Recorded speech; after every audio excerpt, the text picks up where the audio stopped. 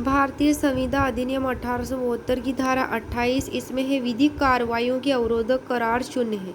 कौन सी कार्रवाइयों के अवरोधक करार शून्य है? विधिक कार्रवाइयों के।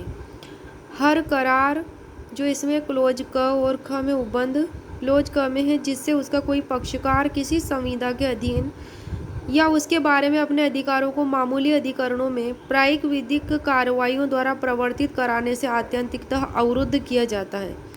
क्या किया जाता है? अवरुद्ध, या जो उस समय जो जिसके भीतर वह अपने अधिकारों को इस प्रकार प्रवर्तित करा सकता है परिसीमित कर देता है।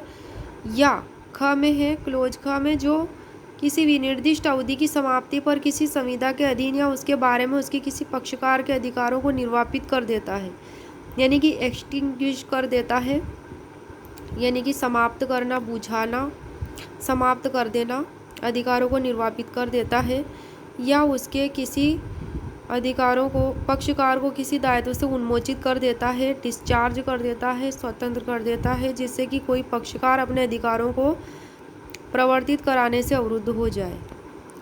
तो उस विस्तार तक ऐसे अवरोधक करार क्या है? शून्य है। और इसमें दिए गए हैं 2 अपवाद। धारा 28 के कितने अपवाद हैं? 2 अपवाद हैं। अपवाद नंबर 1, जो विवाद पैदा हो उसको माध्यस्थम के लिए निर्देशित करने वाली संविदा की व्यावृत्ति।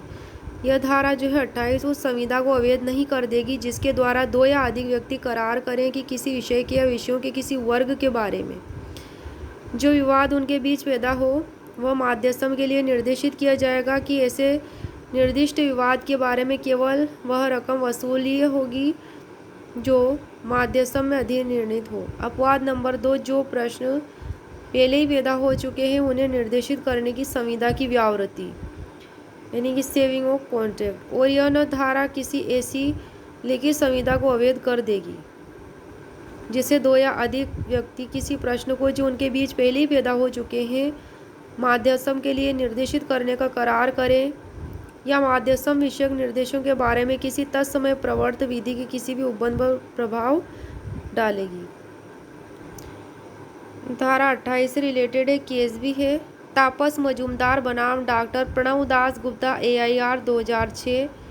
विधिक कार्रवाइयों में अवरोध पैदा करने वाले करार शून्य होते हैं। कोई भी व्यक्ति किसी भी नागरिक को किसी न्यायोचित हेतु के लिए कोर्ट में जाने से नहीं रोक सकता।